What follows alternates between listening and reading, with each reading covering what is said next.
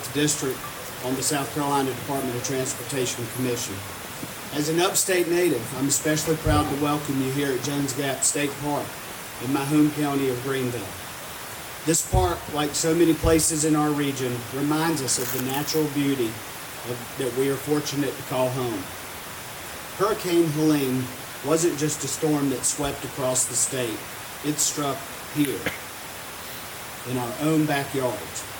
As someone rooted in this community, I saw firsthand the impact that it had on our neighbors, our friends, and places we all cherish. The challenges we faced in Greenville County and in the upstate and across the entire state remind us how quickly life can change, but also how resilient and compassionate this community truly is.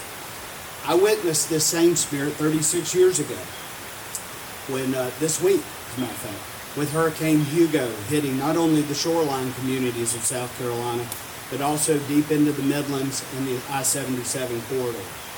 Today, we are here to reflect on the progress we've made in the year since Helene.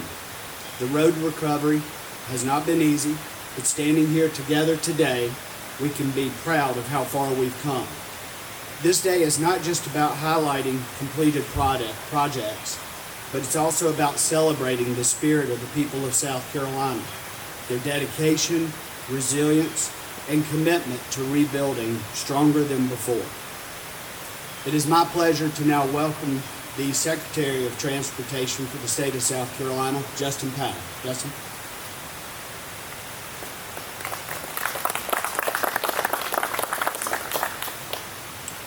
Thank you, Commissioner Metcalf. It is my honor and pleasure to serve as the 17th Secretary of Transportation for South Carolina. I want to introduce several people who have been key in responding and recovering to the storms that we saw just 1 year ago from Hurricane Helene. And so my first ask will be to have Director Dwayne Parrish from our Department of Parks, Recreation, and Tourism come up and share a few words.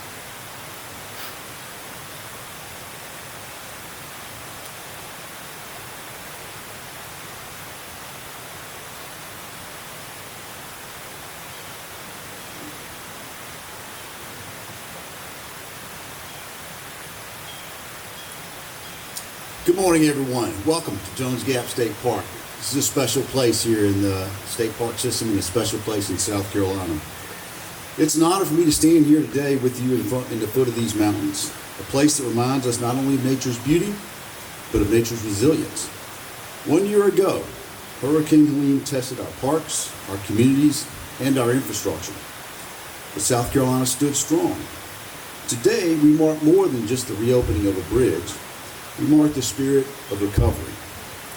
Thanks to the tireless efforts of our park staff, volunteers, and partners like Secretary Powell across the state, this beloved park is once again open to the public and to visitors. Better, safer, and stronger than before. What you see today is a testament to South Carolina's unwavering commitment to preservation, sustainability, and success for all. Tourism is the heartbeat of our state's economy, and our parks play a central role in that. Each trail hiked, each family picnic, each photo taken here at Jones Gap ripples outward, supporting small businesses and reminding visitors why South Carolina today is the place they really want to return to time and time again. I want to thank you for everyone that made this day possible, and everyone here for joining us this morning in this beautiful day. And here's to many adventures at Jones Gap and across our beautiful state. And take a little time before you leave to take a look at these poster boards, the sort of before and after pictures, the progress. And I came here just a few days after the storm. It was a dramatic 180-degree change. But take a look around this place if you've never been here especially. And if you have been here before, see some of the improvements even after the hurricane. Thank you.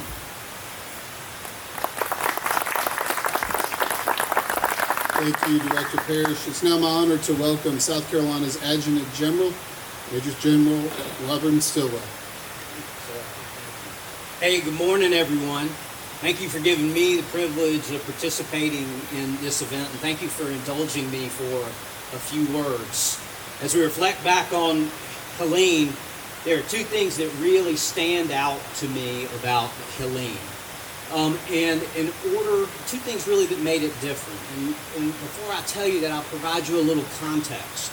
So I've been in the National Guard for 3.5 decades. And I've responded to each and every hurricane event that has happened in the state of South Carolina since the late 80s. The first hurricane I responded to was Hurricane Hugo in 1989 while I was a senior at the Citadel. And I have responded to each and every one since then, with the exception of those years when I was overseas fighting the wars of our nation.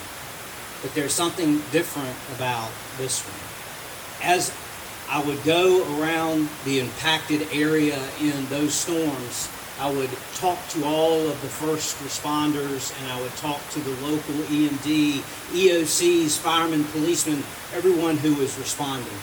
And what was always remarkable to me is how professional, how capable, how competent, just how good our local, county, state, first responders, police, firemen, emergency management professionals are.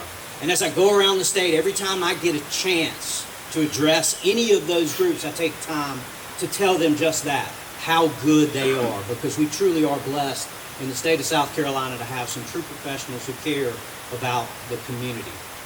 But what's different about today for me, when I extend that thanks, I extend it from a very, very personal place. I am from Greenville County. I've lived in Greenville County all my life. Graduated from Eastside High School in 1985. When Hurricane Helene hit, it impacted every single member of my family, my brothers and sisters, my parents, my in-laws. We were all impacted in some way. At my house, I had trees that fell, knocked down a fence, and you can see the front quarter panel of my truck that I drove today. It still bears the scars of those limbs that fell during Hurricane Helene. So when I go around and I talk to emergency responders and I thank them in my professional capacity as either battalion commander in the National Guard, brigade commander, director of the Joint Staff, or as the adjutant general of the state of South Carolina. And I thank them on behalf of the people of the state of South Carolina. And I thank them for the state and for the organization. But this time when I say thank you, I'm saying it personally, because you responded for me and my family. And thank you so much for that. So the second thing that makes this different, and the second thing is that Helene, as tragic as it was, gives us pause to be thankful. Because you saw how the community came together, and you saw how everyday people, both who were working their jobs in emergency response and management, but also people in the community, our neighbors, our families, they all got out of their houses to respond, to help, not for the hope of reward or profit or for the hope of recognition, but for the singular purpose of helping their family, their fellow man, for the love of their communities. And in a world today where we are all cynical about the motives of the people to our left and our right, it's very needed, and I'm thankful to know and to be reminded that people are good. And in particular, the people of South Carolina are good. And the people of this community are good. I'll close by saying I'm proud to be a South Carolinian, and I'm proud to be a member of this community. Thank you, General Stillwell. Next up is Steve Batson, who is the Chief of Staff for the state's Emergency Management Division. I'll share a quick anecdote when the governor and General Stillwell and the DOT team all come together in the State Emergency Operations Center. Steve always dutifully gives up his office so that the DOT can have about 6 or 7 people in there during that time. So first of all, thank you, Steve, for that, and we look forward to your comments. All right, well, thank you, and it is a privilege to be here today as we celebrate this 1-year anniversary of the impact that Hurricane Helene had here in South Carolina. It was a storm that forever changed the lives of thousands across our state. So in September of 2024, over several harrowing days, 33 counties were battered by either hurricane-force wind gusts, 21 tornadoes, torrential rains, or flash flooding. So just amazing the impact we had. Our residents and businesses, over 5,000 homes were damaged as a result of this storm. Power lines were down. Over 900 roads and bridges were blocked with tree debris and power lines. And certainly it left over close to 1.4 million people without power. So that's a significant impact for what ultimately downgraded to a tropical storm that didn't actually travel directly through our state, but the strongest right quadrant winds certainly had its impact. Most tragically, 49 South Carolinians lost their lives as a result of the storm impacts from Hurricane Helene. But in the face of this devastation, Team South Carolina's response was swift and coordinated. Over 1,000 resource requests from our state and local governments were quickly processed and resources were provided. 24 points of distributions were set up, providing nearly 1 million meals and 1.1 million liters of water to citizens who were without. And these efforts reflect the strength of Team South Carolina, our state agencies, our local governments, our emergency responders, and our private nonprofits that work tirelessly, along with just everyone in the community who banded together to address the impact that this storm had. And we weren't alone either. 13 states answered the call for help through the Emergency Management Assistance Compact, providing over 200 personnel to assist South Carolina's life safety response resources. So again, it takes a community to respond to a storm like this, and our neighboring states answered the call as well. But today we're not here to dwell on the past. We want to focus on what was and has been accomplished over the last year. A difficult time, but recognizing the progress we've made and the unity that's carried us forward as we work together to rebuild South Carolina. And again, thanks to those tireless efforts of so many people involved in that process, it's been critical to see people working together. Together with Team South Carolina, FEMA has helped to provide over $323 million in assistance just to our homeowners to help them in the rebuild process and to meet those immediate needs that the storm impacted. That was within 28 counties in the Catawba Indian Nation. The National Flood Insurance Program has paid out over $9.7 million in claims, and the U.S. Small Business Administration has approved over $145 million of low-interest loans to families and businesses to help our communities recover. So that's a great milestone in a year's time. For context, commercial insurance, our best form of defense, has processed over 1.6 billion claims. $1.6 billion in insurance claims, private insurance claims to our state, again, outside of government assistance. EMD has identified approximately 1,500 public assistance projects to help rebuild our local communities and governments. These projects, cost estimates are totaling up to $1.3 billion in South Carolina. So Helene being a very costly storm to our state. To date, more than 10 million cubic yards of debris has been picked up along our roadways to help make those roads passable and help in the recovery and renewal process. There's still more debris out there, but a lot has been done. But I want to thank Governor McMaster for his efforts in helping South Carolina in the rebuild process, along with our legislature, helped to pass a budget that provided over $200 million to cover the non-federal share to help our local governments rebuild, making that rebuild process 100% reimbursable as those rebuild efforts are made and helping to improve the recovery process. The governor also approved a new state-funded public assistance program that in the event we don't, as a state, reach a FEMA threshold for public assistance, there'll be state dollars to help local communities rebuild so that they won't be left behind. So these are truly program improvements that have helped to help South Carolina and help speed up that recovery process. So on behalf of our director, Kim Stinson, who recently said that while the road to recovery is long, we've made measurable progress over the last year. Recovery doesn't stop after the storm is over. It's a process, and we'll continue to work together until the job is done. So finally, to every South Carolinian from the coast to the mountains, preparedness starts with you. Talk with your family, prepare with your neighbors, know your plan before the next emergency strikes. Wouldn't hurt to download the South Carolina Emergency Manager app too while you're at it. A lot of good resources there. So on behalf of SEMD and all those that are here today, thank you for every individual that's continuing to work in that recovery process, organizing your efforts and working together to help rebuild South Carolina. Your dedication is why we stand here today, not just remembering what we've lost, but celebrating how far we've come. Thank you.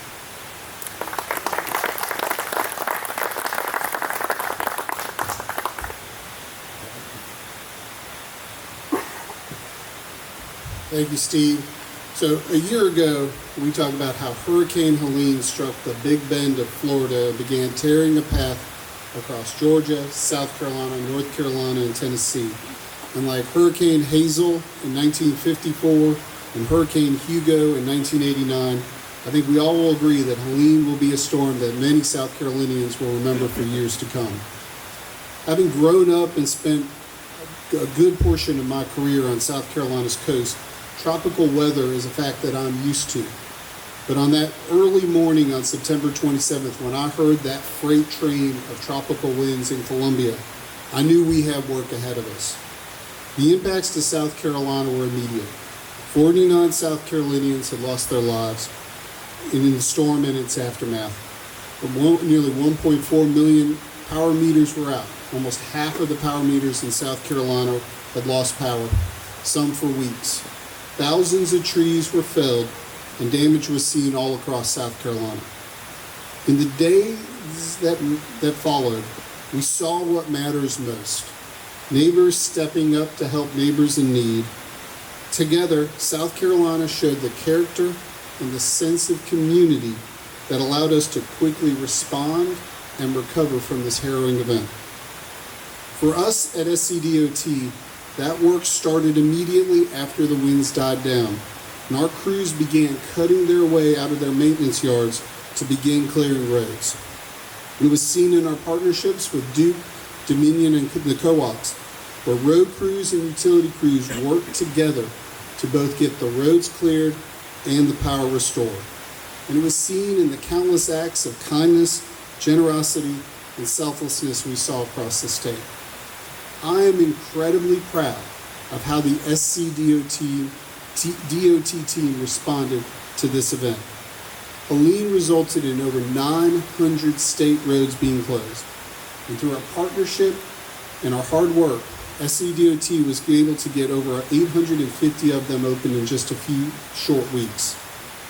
Helene brought down 5.4 million cubic yards of debris on our state highways that SCDOT needed to pick up.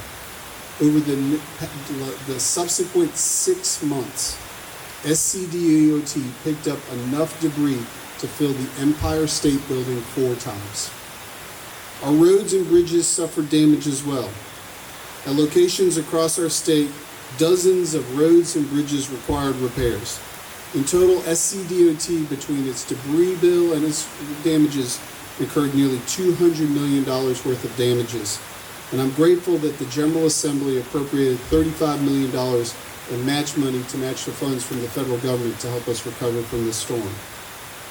With our crews focused on debris cleanup, we turned to our partners in the construction industry to help accelerate South Carolina's recovery. In just 364 days, we have reopened 99% of the damaged locations across South Carolina.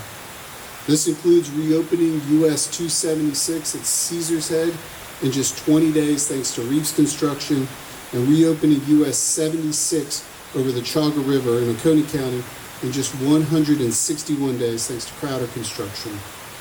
Take the bridge behind you and others across the upstate. A few weeks before Hurricane Helene, I happened to sit in a conference next to the chairman of Wright Brothers Construction, Stephen Wright, at a conference. And our conversations were friendly, talking about kids and grandkids. And as we were heading across to our respective homes, the firms based in Tennessee, I told him that if you ever want to cross the mountain and come to South Carolina, just let me know. Little did I know that they would be answering the call just a few weeks later as their own home state of Tennessee was equally being ravaged by Helene. And without partners like these across our construction industry and in our consulting industry and in our local governments, South Carolina's recovery would not be as rapid as it's been. Today, we do not celebrate Helene, but we commemorate it.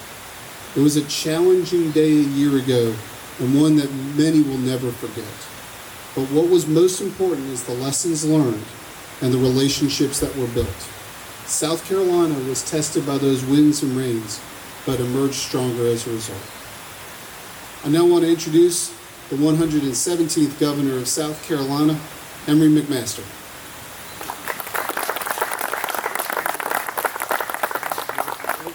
I think everybody said most everything. I do have a few points I'd like to emphasize. One is this state is unique.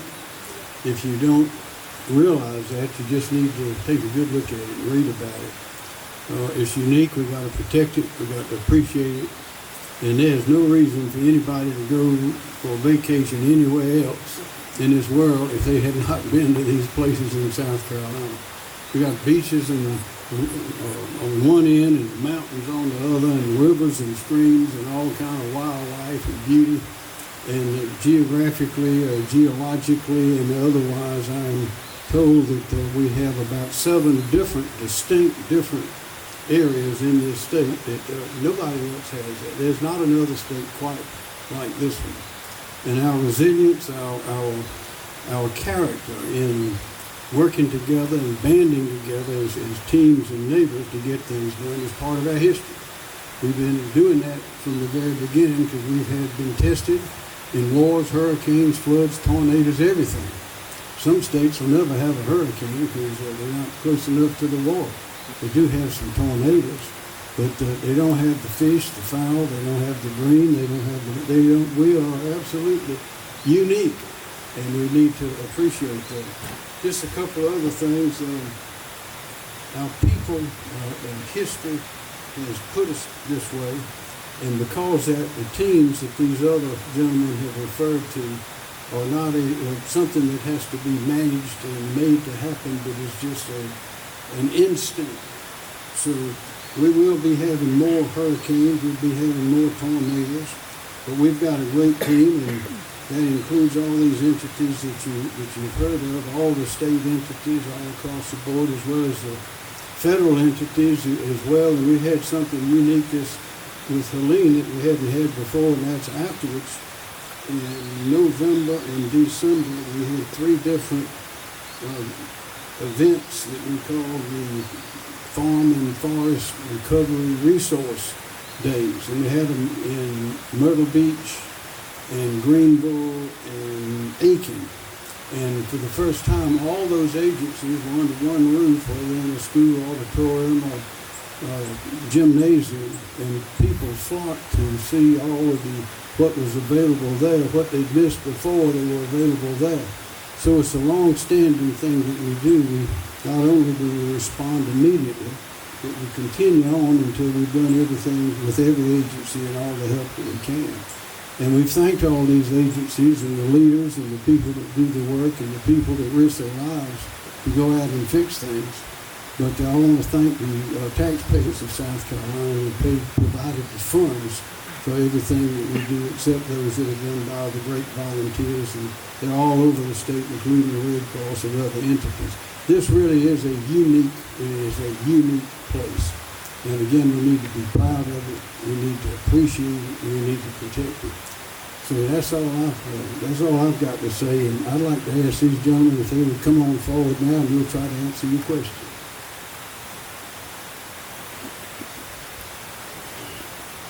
Before we get into the meeting, we will do for the press is we will do a walk across the bridge. So if you want to we'll give you a few minutes to get in position, cross the bridge, get the cameras in place, and then we'll do that kind of walk from there. But any questions for the governor or the agency heads up here? We're doing it now or after? Sorry. We're doing this now, and then Okay. we'll walk later. Yeah. How much, I guess, from both DOT and from a homeowner perspective, compared to what y'all have submitted to FEMA, has actually been reimbursed at this point? Is it 100%, or are we still waiting on a significant amount of money? Steve and I can kind of split on that. So for DOT, our expenses are really split between If it's what we call federal aid highway, those are done by the Federal Highway Administration, and those funds have been coming in. I don't have the precise number on that. FEMA requires a lot of paperwork up front, and so we've been working through that right now, and we know that that happens when we go through it. So we haven't seen the same level of reimbursement yet from FEMA, but we're working through that, and obviously they've got to be safeguards and entrusted to the taxpayer to make sure that the reimbursements are done right. So the question is two parts as it relates to homeowners and government. So I'll speak to the homeowners piece first, but I don't want to speak on behalf of FEMA directly as it's their program. But FEMA administers individual assistance directly to homeowners that are impacted by the disaster. That relationship starts with an application process and approval, and then a reimbursement directly to those homeowners for eligible costs. That program is progressing very well in South Carolina. In the public assistance arena with government, that is a reimbursement-based program. So if a piece of critical infrastructure was damaged, that infrastructure has to be repaired, and then requests for reimbursement are submitted. So it takes a little bit of time. So once a bridge or another piece of infrastructure is built, you can then compile the information, submit for reimbursement. Those processes are uniquely long. Most disaster cycles run for at least 8 years, and we're just in the first year. So we're continuing to see progress on that front. In terms of infrastructure, thank you. In terms of infrastructure, like many of you mentioned, hurricanes are going to come, they're going to go. We have potentially more storms coming our way as we speak. What does that look like for the future preparation? I mean, are we learning every single time there's a hurricane? You guys have a very unique perspective. What are we learning? How are we growing? What are these changes that I know there's infrastructure, there's funding, all sorts of stuff? So when we talk about critical infrastructure damage in South Carolina, one of the unique programs that comes along with major disaster declarations is a hazard mitigation grant program. So the public assistance program helps us to rebuild what was already there, but hazard mitigation helps us to rebuild stronger. So there's a 15% allocation associated with the federal spending. So whether it's increasing the size of a culvert in a road, or hardening the electric grid, or improving drainage and irrigation, we are building back better as a result. Also helping to remove people from hazardous areas, whether it's a home buyback program or other types of erosion control measures to remove the hazard that caused such a calamity in the fire disasters. I'll just echo on the road side. So any of our damages that we've had, we are building the bridges that were damaged. We are building those bridges back to modern standards. So a lot of times these were old timber pile bridges that are being restored and done that. And I would say we do that in our entire construction program. So anything that we are building today now is going to be built to modern floodplain standards, modern construction standards, to be able to better withstand both hurricanes, but we're also subject to earthquakes and any kind of peril that might come to South Carolina. As Leah mentioned, we kind of have another storm projected to possibly strike our state yet again, and right on the anniversary of Hurricane Helene. You can kind of feel the tension. People are kind of on edge. What is Team SC doing to prepare ahead of this storm, and how can South Carolina residents stay proactive? So a lot of our local and state partners have been actively coordinating since Monday, watching a blob of clouds at this point still. So obviously that storm needs to define its intent, and so that we can clearly provide a lot of specific information. But our key talking point now is to please pay attention to this storm. Hurricane Helene was a tropical storm as it impacted our state. A lot of South Carolinians might not pay attention to a tropical storm on a normal basis, but that's just because it's a tropical storm doesn't mean it can't pack a punch, obviously, just looking at what Helene did. So as that storm continues to form, the forecasts are indicating that it is going to strengthen. Our state and local leaders are coordinating, already coordinated this morning and again this afternoon, looking at the latest model guidance, particularly as that storm is named to Melda. We will have better guidance and timing should there be a need to implement any type of coastal evacuation if that's needed. That information will be broadcast on numerous channels in numerous ways. So what do we want South Carolina to do? every day. The best time to prepare is now. If you need to go and purchase disaster supplies, there's not a line today.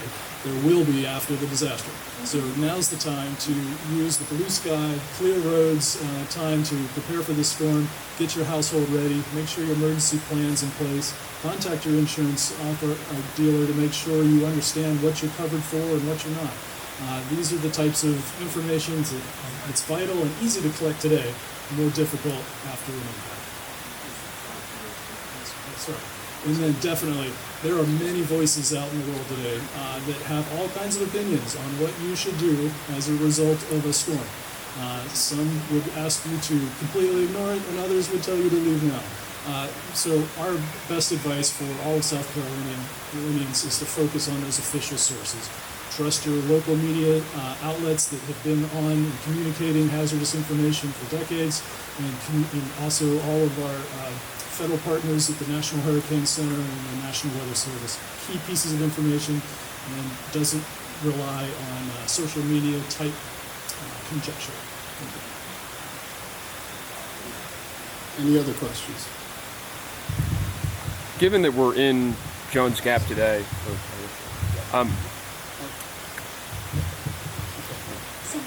do you think that South Carolina is better equipped to help communities like Marietta that were kind of left isolated from aid when Hurricane Helene hit 1 year ago?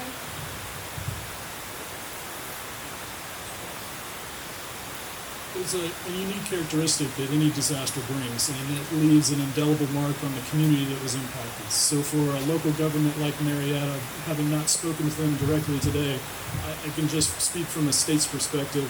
Anytime we have that true impact of what a storm can do, the very next year, lessons learned have been incorporated, and better contracting and procedures are in place, and our response statewide matures and improves.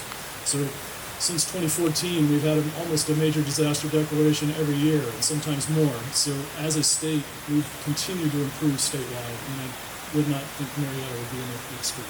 So we learn from tragedies, and we learn from experience, and these storms certainly provide a lot of learning opportunities. given that we're in Jones Gap today, could you speak to the damage that happened here specifically and what work still has to be done?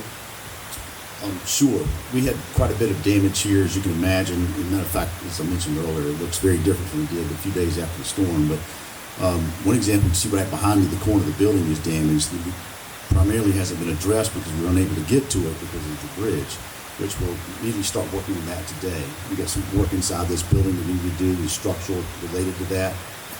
We've cleaned up the trails for the most part, of the entire trail system throughout the park. Obviously, you can walk through the trails and see significant trees down. You can see vestiges of Hurricane Helene. Quite frankly, you can see those. We let Mother Nature take care of that off the trail. We've really done most everything else. We need to do some paving out here, as you can see.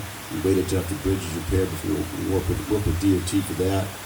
But the pedestrian areas, the pedestrian bridge, if somebody came over that, you can see we had a lot of damage down there. The trout pond, I encourage you to take a look around. That's all been repaired now. So really not too much left to do here. And now that we've got access to this side of the river, we can take care of those. Any other questions? Last question? All right. Thank y'all for coming up. We'll be, if y'all want to get in position, we'll head over that way shortly.